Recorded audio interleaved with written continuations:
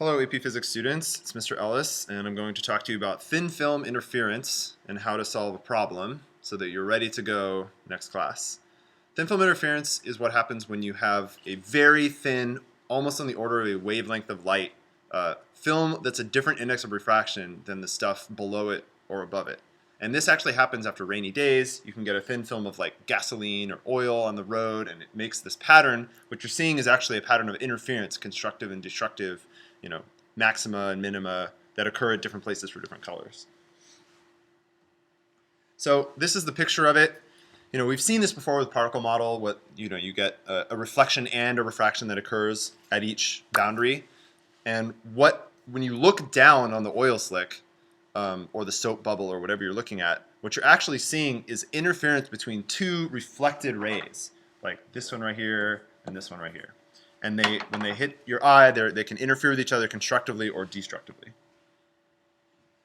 Constructive interference and destructive interference, they have certain conditions. Like if you have some difference in wavelength between two waves, that's an integer times the wavelength. Like you shift over by one full wavelength.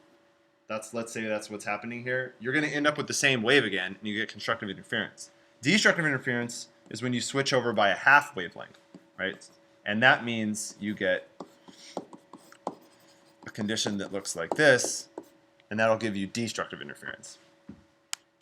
Another aspect of this is when light reflects, if it hits like a more dense material, that's like a fixed boundary, and the reflection inverts. So you actually get a phase change again that's like half of the wavelength if you hit the boundary, because it goes from being a crest to a trough.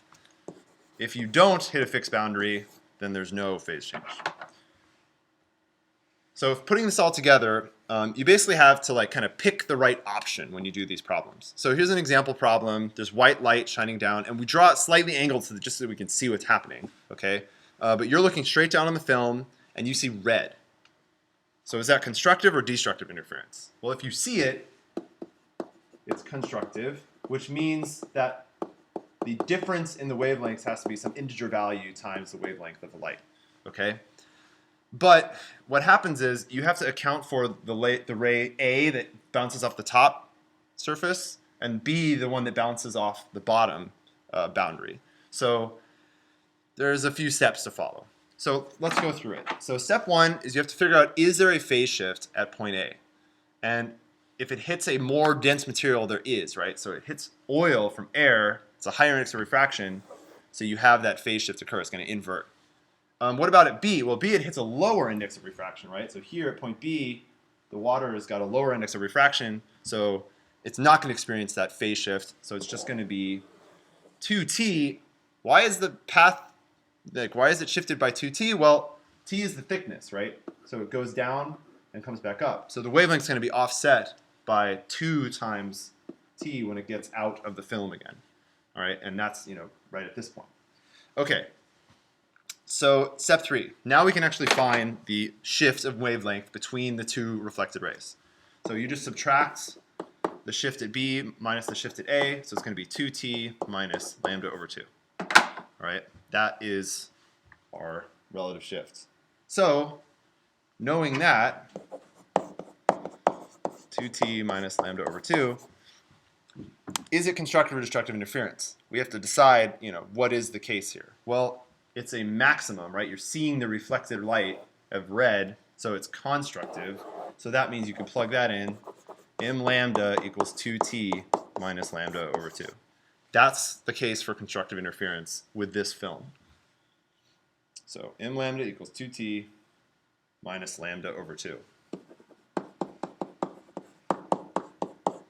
So what you want to do next is basically solve it for lambda. So what happens there is you get 2t equals m plus 1/2 times lambda.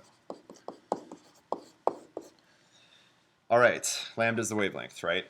And it gives you that at the top. So we're going to be able to solve for the thickness. However, that lambda that they give you at the top is the wavelength in a vacuum. And we're talking about this phase change that occurs in a film. So when light refracts, like the wavelength in the film is actually the vacuum wavelength over the index of refraction. Okay, so we're gonna have to plug that back into the formula. So what we get is, solve, 2t equals m plus 1/2, and then out here is lambda over n2. That's the wavelength inside the film.